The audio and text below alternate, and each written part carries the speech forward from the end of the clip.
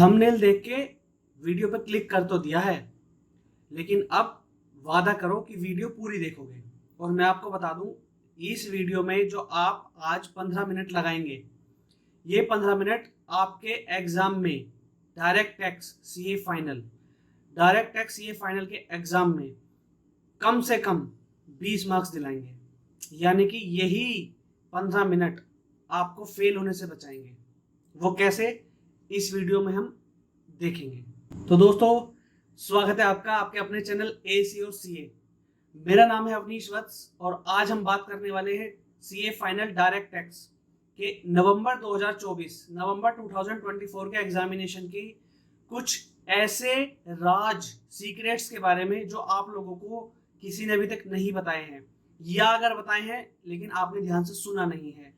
अगर आप इस वीडियो को देखेंगे तो आप फेल होने से बच जाएंगे और मैं आपको एंश्योर करता हूं कि आप एग्जामिनेशन भी लाएंगे डायरेक्ट टैक्स जैसे एग्जाम में। कैसे लाएंगे, चलिए बढ़ते हैं आगे। आज हम बात करेंगे, तो मैंने आपको बता ही दिया है डायरेक्ट टैक्स के बारे में। तो जैसे कि थंबनेल पे आपने देखा है, मैं आपको आज बताने वाला हूं वो 12 चैप्टर्स मैं आपको बताने वाला हूं। सर 12 से आपका क्या संबंध है? आपने पिछली वीडियो में भी 12 बताया था। कुछ 12 से मेरा बहुत गहरा संबंध है, बताऊंगा कभी और। तो 12 चैप्टर्स में आपको ऐसे बताने वाला हूं जिन्हें आपको नहीं छोड़ना है।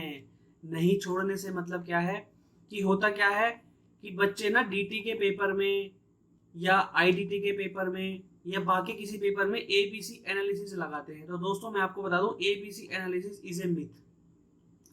ABC analysis is a myth आप किसी भी ऐसे बच्चे से पूछ सकते हो जिसके मल्टीपल अटेम्प्ट्स लगे हैं, वो आपको बताएगा कि वो एबीसी एनालिसिस के चक्कर में कितनी बार फेल हो चुका है। तो मैं आपको फिर से बता रहा हूं, ABC analysis is a myth, इस चक्कर में मत पड़ो। फिर करना क्या है सर? देखो, आपको कवर करना है 100% सिलेबस, 100% सिलेबस डीटी का। अगर आपको एग्जामिनेशन लानी है, सर आप तो कह रहे थे 12 चैप्टर बताओगे। अरे यार सुन लो मेरी बात, 12 चैप्टर्स में आपको वो बताऊंगा कि अगर आप छोड़ने की सोच रहे हैं तो उन 12 चैप्टर्स को छोड़ने की गलती मत करना। समझ में आई बात? करना कैसे ऐसा, डीटी की थोड़ी सी हल्की सी स्ट्रेटेजी के बारे में बात कर लेते हैं। बिल्कुल हल्की सी बात करेंगे। क्या है कि भैया डीटी आपको, अगर आपकी क्लासेस खत्म हो चुकी हैं तो क्लासेस तो आपको लेनी है, प्लस में एक कंप्लीट रिवीजन करना है। आपको एक बिल्कुल फुल रिवीजन करना है। छोटा कर लेता हूँ जरा इसको ना। एक कंप्लीट रिवीजन करना है, प्लस में सेकंड रिवीजन और करना है आपको डीटी का। ठीक है, मैं आपको बता दूं, आपको ये तो खत्म करना ही करना है ब्रो, क्लास और एक कंप्लीट रिवीजन, वो भी 100%। ये करने के बाद ही आप मेरी स्ट्रेटेजी लगाएंगे, ये मैं आपको बता रहा हूं। वो भी तब लगाएंगे जब आपके पास समय बिल्कुल कम है, आप बहुत ग्रुप में बैठने जा रहे हैं। तो नीचे ना कमेंट बॉक्स में गालियां मत देना। दूसरी बात, अभद्र कमेंट करने से पहले वीडियो पूरी देख लेना। ठीक है, चलो आगे बढ़ते हैं। तो सेकंड रिवीजन के टाइम पे आप इन चैप्टर्स को छोड़ने की गलती मत करना, क्योंकि जब काफी सारे टीचर्स हैं यूट्यूब पर जो बैठे हुए हैं या जो आपको गाइड कर रहे हैं, वो आपको बताते हैं एबीसी एनालिसिस में ये चैप्टर पढ़ो, ये छोड़ दो। छोड़ना मत भाई।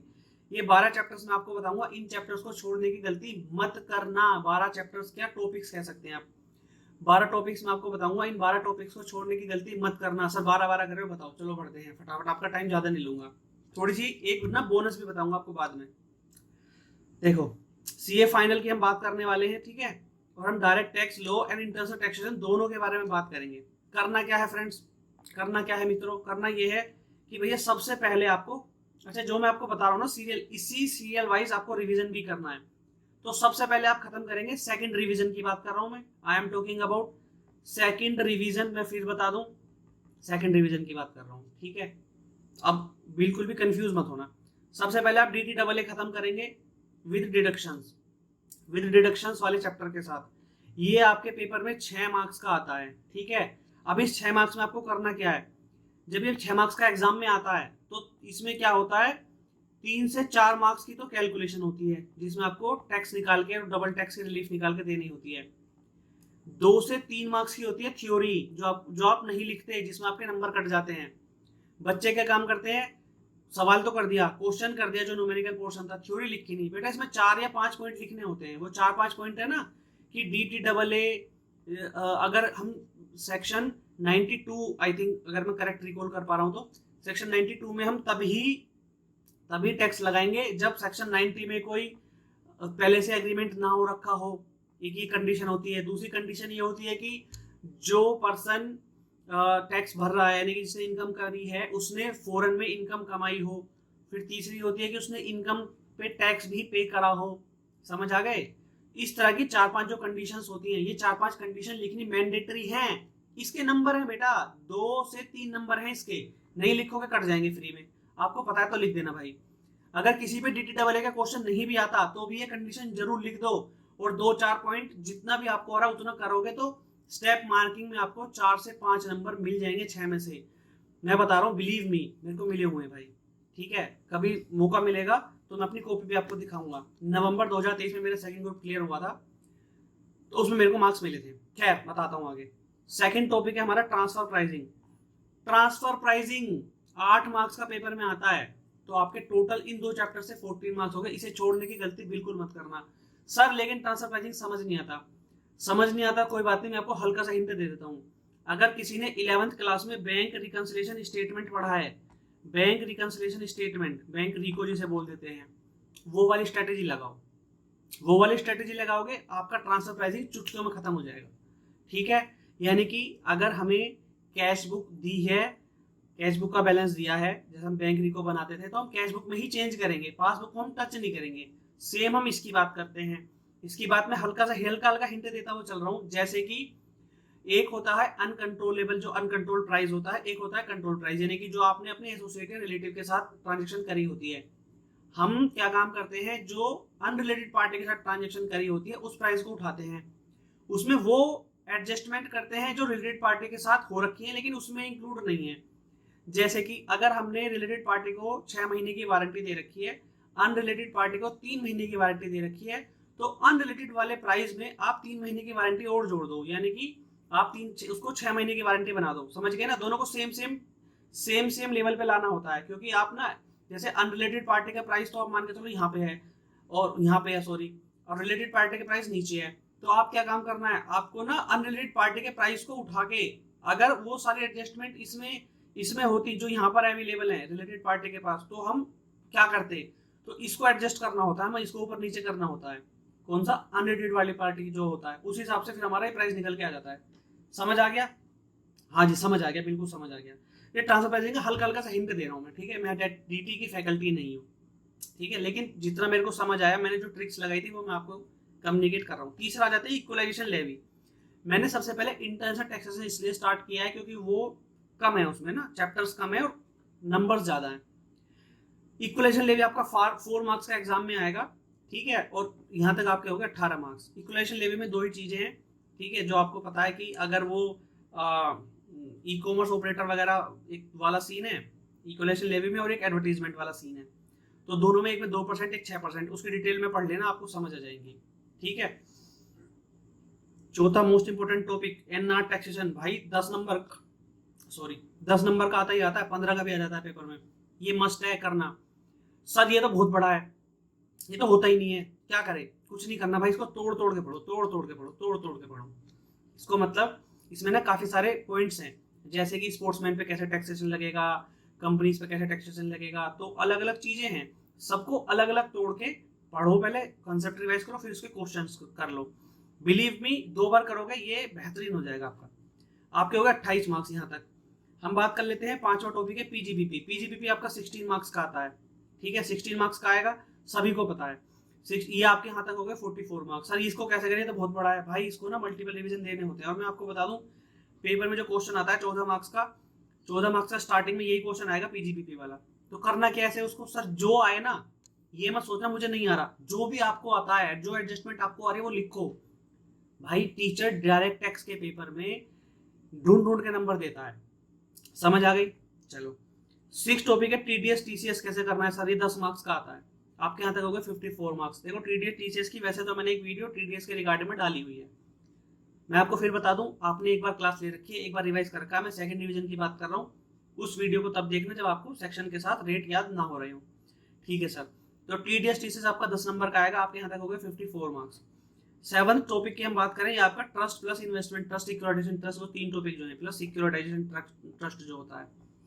ठीक है, ये 8 नंबर का पेपर में आ जाता है आपका, तो 62 मार्क्स हो गए। सर ये तो 10 का आ जाता है। भाई मैं अराउंड मार्क्स लेके चल रहा हूँ, प्लस माइनस 1-2 मार्क्स इनमें हो सकते हैं। ठीक है, 1-2 मार्क्स होंगे, ज्यादा नहीं होंगे। तो ये 8 नंबर का आता है पेपर में, यहाँ तक आपके हो गए 62 मार्क्स। ठीक है, 8th टॉपिक की अगर हम बात करें ना, इस बार ना एग्जिट टैक्स जरूर कर लेना। एग्जिट टैक्स काफी टाइम से आया नहीं है, काफी टाइम से थ्योरी आ रही है एग्जाम में ना, एग्जिट टाइम काफी टाइम से नहीं आया, तो इसको जरूर कर लेना, मोस्ट इंपोर्टेंट है ट्रस्ट वाले में। चलो अगला टॉपिक है असेसमेंट ऑफ वेरियस एंटिटीज वाला जो पॉइंट है, उसमें मैट भी आ जाता है, AMT भी आ जाता है। चैरिटेबल ट्रस्ट काफी सारी एंटिटीज का है, उसमें BAC, ठीक है, और BAB और BAD, ये सब BAD ये सब भी इसमें ही आ जाते हैं, इसी का पार्ट है। तो ये भी कर लेना, 8 नंबर का पॉइंट आएगा ही आएगा। और हाँ एक बात ध्यान रखना, मैट और AMT में कंफ्यूज मत करना, जितना पॉइंट्स आपको आ रहे हैं वो करके जरूर आना। मैंने मेरे एग्जाम में मैट और AMT आया था, मैं कंफ्यूज कर गया था दोनों में, बट स्टिल मेरे को 8 में से 6 नंबर मिले थे, जबकि मैंने 2-3 एडजस्टमेंट गलत करी थी। क्योंकि मैंने कहा ना, जो आपको आता है वो करोगे ना, तो टीचर आपको ढूंढ ढूंढ के नंबर देता है। ठीक है, चलो 9th टॉपिक है हमारा, ये मैं बाद में बात करूंगा, मैंने कहा था ना सरप्राइज है, इसके बारे में बाद में डिटेल में बात करता हूँ। ठीक है, नेक्स्ट टॉपिक हमारा कैपिटल गेन। बेटा कैपिटल गेन आप 10th टॉपिक पे आप वो मतलब रिवाइज करना, 10th नंबर पे 4 मार्क्स 4 नंबर का आएगा, 4 मार्क्स का आएगा, यहाँ तक आपके हो गए 84 मार्क्स। 11th पे हम करेंगे अदर सोर्स का। अदर सोर्स में ये भी आपका अराउंड 4 मार्क्स का आ जाएगा, 2-2 नंबर का MCQ वगैरह मिला के, तो आपके हो गए 88 मार्क्स। और 12th नंबर पे हम करेंगे ब्लैक मनी प्लस गार, ये भी आपका 4 नंबर का आएगा, और यहाँ तक आपके हो गए 92 मार्क्स। आप देख रहे हैं, अगर आपने 12 टॉपिक्स कर लिए, छोड़ दिए, तो आप पास हो सकते हो? नहीं हो सकते, बिल्कुल नहीं हो सकते। इसीलिए इन 12 टॉपिक्स को मत छोड़ना, इन 12 टॉपिक्स को प्रायोरिटी पे करना, सिलेबस 100% ही करना है। मैं ये नहीं कह रहा कि आपको बाकी चैप्टर्स छोड़ने हैं, वो भी आपको करने हैं, वो भी इतने ही इंपॉर्टेंट है जितने ये हैं, क्योंकि वो उनका एक पॉइंट उठ के कहीं पे आ गया तो इनमें गलती होने के चांस बढ़ जाएंगे, बट ये चैप्टर्स आपको नहीं छोड़ने हैं। समझ आ गई बात? अब आते हैं अपने स्पेशल टॉपिक पे। मैंने 9th नंबर पे लिखा हुआ है 2 केस स्टडी। बेटा 2 केस स्टडी ना, एग्जाम में 2 केस स्टडी आती है, 4 नंबर की है, 5 नंबर की, यानी कि 8 नंबर की है, 10 नंबर की। ठीक है, 10 नंबर की 8 नंबर की केस स्टडी आती है। कहाँ से आती है सर? आप ना, मैं अपने टेलीग्राम चैनल AC और CA टेलीग्राम चैनल ज्वाइन कर लो फटाफट, AC और CA। और वीडियो को अभी तक आपने लाइक नहीं किया तो प्लीज लाइक कर दो। चैनल को आपने सब्सक्राइब नहीं किया होगा, पक्का नहीं किया होगा भाई। पिछले वीडियो पे 12,000 व्यू आए, पर सब्सक्राइबर केवल 200 ही बढ़े हैं। वाह रे वाह, फायदा उठा रहे हो, मजा आ रहा है, वीडियोस देख रहे हो, पर सब्सक्राइब नहीं कर रहे, दिल दुखता है, यहाँ पे दिल दुखता है। 500 सब्सक्राइबर का टारगेट था मेरा उस वीडियो में, केवल नहीं हुए। इस वीडियो में करा दो ब्रो, 350 के आसपास सब्सक्राइबर हो गए हैं, 376, तो इसमें 550 करा दोगे? चलो ये आपके ऊपर छोड़ देता हूँ। अब आते हैं आगे। तो मैंने क्या कहा, 2 केस स्टडी, ये कहाँ से आएंगी? मैं अपने टेलीग्राम चैनल में डाल दूंगा कहाँ से आएंगी, फिर भी बता देता हूँ, किसी को टेलीग्राम चैनल ना ज्वाइन करना हो तो। वैसे AC और CA आप ज्वाइन कर सकते हो, उसका लिंक डिस्क्रिप्शन में डाल दूंगा नीचे। समझ आ गई? AC और CA डिस्क्रिप्शन में लिंक मिल जाएगा, व्हाट्सएप का लिंक भी मिल जाएगा। ये इंस्टीट्यूट की आप BOS देखो मैं आपको दिखा देता हूँ ना, आपको लाइव दिखा देता हूँ। ये हम चले गए BOS नॉलेज पोर्टल पे हम चले गए, ठीक है। और यहाँ पे ये स्टडी मटेरियल न्यूज स्कीम में हम आ गए। हम ही आएंगे डायरेक्ट टैक्स, ये देख रहे हो, जुडिशियल अपडेट फॉर नवंबर 2024। ये जो है जुडिशियल अपडेट फॉर, ये आप देखोगे ना, ये डायरेक्ट टैक्स लो, इसमें ना 8 केस स्टडी हैं, 8।